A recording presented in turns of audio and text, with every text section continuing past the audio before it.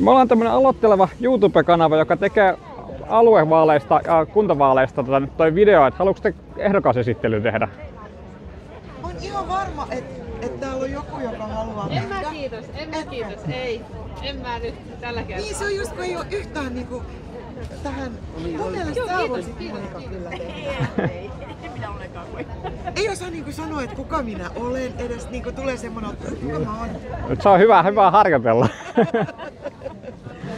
Siitä vaan, että jos olette politiikkaan tulossa, niin sit kannattaa lähteä esittelemään. Onko teillä valmiin jotain kysymyksiä? Juu, mulla on muutama kysymys valmiina.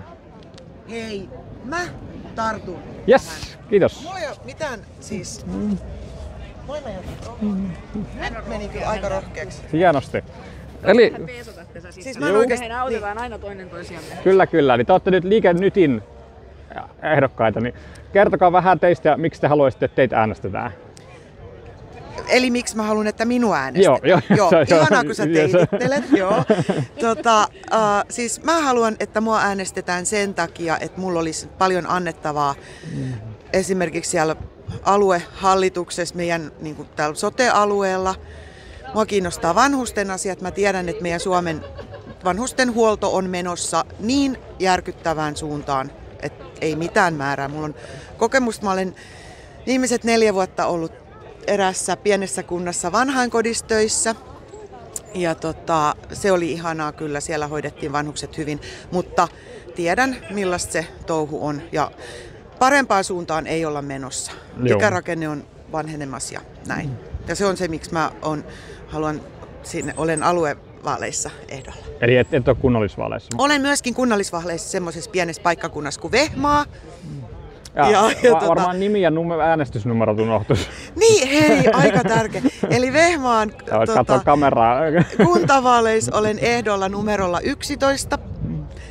Ja mulla on jo vähän kokemustakin, että olen nyt niin kuin tämän viimeisen 4 kautta ollut siellä valtuustossa.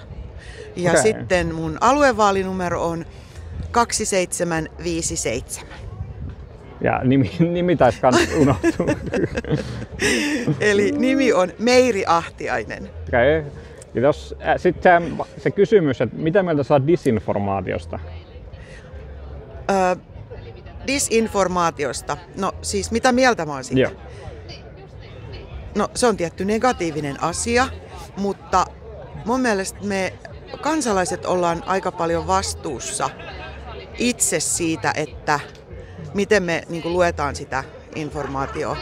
Ja siis kaikkien aikuisten ehkä meidän pitäisi opettaa meidän lapset niin kuin kriittisiksi kaikkeen informaation yleensäkin. Eli tietenkään disinformaatio ei ole hyvä asia missään tapauksessa.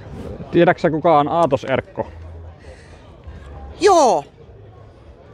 Kuka on Tai siis en tiedä, mutta nimi on tuttu. Okei, hän on Hesarin omistaja. Juu, niin oli.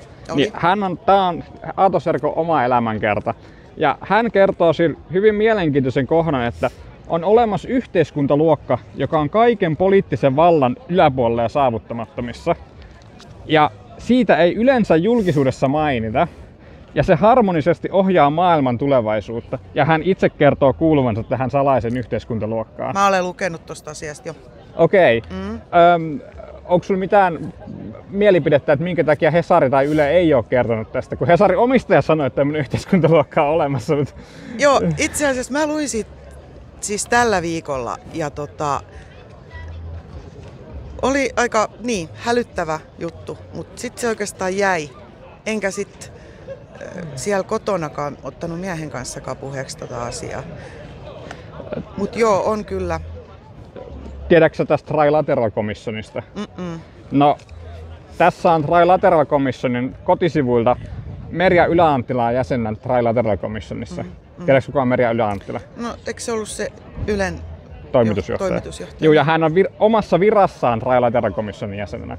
Niin musta se on aika iso eturistiriita, että se juokset tämmöisessä salakakouksessa, koska Hesarin omistajien mukaan harmonisesti ohjaa maailman tulevaisuutta ja siitä ei yleensä julkisuudessa mainita. Ja sitten meillä on Ylen ja Hesarin omistajat niissä kokouksissa mukana. Joo, totta. Me ollaan tämmönen TikTok-haaste, että löydetäänkö me niin kun ehdokkaita, jotka sanoo, että jos häntä äänestää, niin tuleeko he ottamaan tämän asian käsittelyyn poliittisella urallaan? Vitsit, kun mielenkiintoinen juttu. Olisi pitänyt kyllä perehtyä tuohon asiaan vähän paremmin. Joo, mutta siis kyllä herätti ajatuksia. Ja siis todellakin niinku... Ja onhan nyt tietty tuttava piirissä on ihmisiä, jotka on yrittänyt saada mua niinku ylipuhuttua tällaisiin salaliittoteorioihin. Mä en välttämättä ole niihin kyllä uskonut, mutta Hesari omistaja sanoo sen mustaa niin no on se, valkoisella. joo, se on totta. Jos sut äänestetään, niin osallistutko sinä Aatos Erkko-haasteeseen? Onks tähän osallistunut joku muu vai olisiko mä niinku ainut? Sä oot ensimmäinen, jota me haastatellaan Haastattelette. Itse tää on vaikea. tähän. Joo. Joo, mut se, että niin, eli mitä mut sit vaadittiinkaan? Se, että sä otat julkiseen käsittelyyn, että miksi tämmöinen yhteiskuntaluokka Hesarin omistajan mukaan on olemassa ja miksi tästä ei ole niin kuin Yle ja Hesari puhunut. Se on se haaste. Joo, okei. Okay. Eli mun täytyy ainakin perehtyä tuohon asiaan. Juu, tää on ihan kirjastosta. Mäkin Joo, hakenut tämän kirjan suoraan kirjastosta. Joo. Ei mitään. Joo, kiinni veti. Yes, kiitos. Eli TikTok-haaste. Juu. Eikä haittaa vaikka mä oon TikTokissa. Juu, ei. En mäkään vielä ole tehnyt TikTokia. Tää on ihan vasta alkuuralla tää homma. Yes, okei. Okay. Juu. Aika. Voidaan pistää purkkiin. No niin, hyvä. Kiitoksia.